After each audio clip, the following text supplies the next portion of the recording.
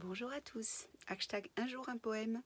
Nous allons aujourd'hui au XVIe siècle pour retrouver le poète des princes et le prince des poètes, Ronsard, qui a été aussi un des fondateurs du mouvement littéraire de la Pléiade avec Du Bellay, dans un poème qui est une complainte pour défendre la forêt. Donc vous voyez que les préoccupations écologistes ou écologiques ne sont pas nouvelles. La forêt étant un lieu magique, secret, dans lequel s'ébattent des êtres surnaturels qui peuvent ainsi inspirer les poètes. Il y a les muses, il y a les déesses. Et donc Ronsard les défend contre les bûcherons qui abattent les arbres. Et il a donc écrit ce très très joli poème qui s'appelle Contre les bûcherons de la forêt de Gâtine et qui est parvenu jusqu'à nous comme un manifeste de la défense de la forêt et de l'environnement depuis le beau XVIe siècle. Ronsard. Écoute, bûcheron, arrête un peu le bras. Ce ne sont pas des bois que tu jettes à bas. Ne vois-tu pas le sang, lequel dégoûte à force des nymphes qui vivaient dessous la dure écorce? Sacrilège meurtrier si l'on pend un voleur pour piller un butin de bien peu de valeur. Combien de feux, de fers, de morts et de détresse mérites-tu, méchant, pour tuer nos déesses?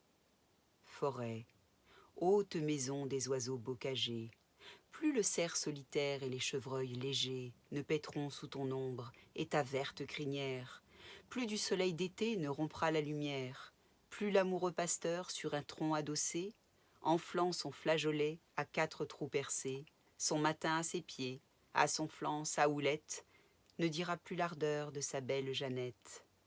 Tout deviendra muet, écho sera sans voix, tu deviendras campagne, et en lieu de tes bois, dont l'ombrage incertain lentement se remue, tu sentiras le soc, le coutre et la charrue.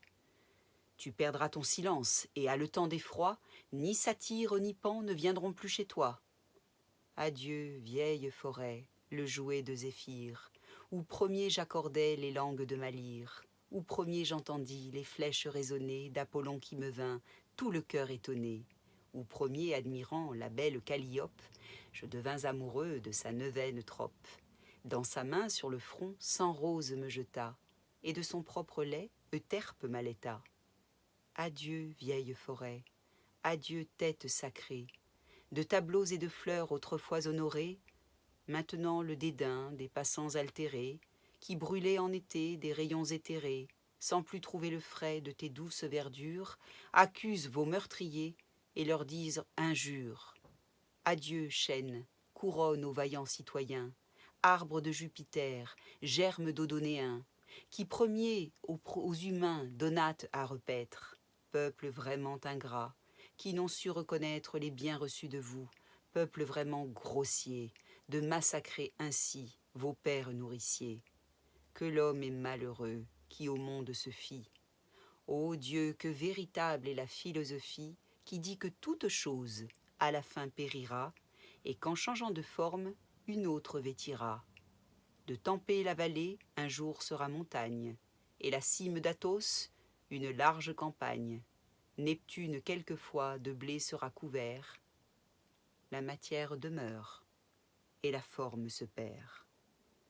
Vous voyez l'extraordinaire modernité de ce poème, où Ronsard explique que la forêt abrite tout un tas de dieux, hein, c'est déjà un peu du paganisme, tout un tas de dieux qui l'inspirent. Il explique que c'est dans cette forêt qu'il a eu l'idée de ses premiers vers, qu'il y trouve son inspiration, et que l'homme abîme, l'homme détruit, et que cette forêt qui va disparaître, eh bien finalement c'est tout un monde enchanté, c'est toute une source d'inspiration, c'est toute notre mère nature, nos racines, notre terre qu'il nous faut protéger et qu'il nous faut aimer.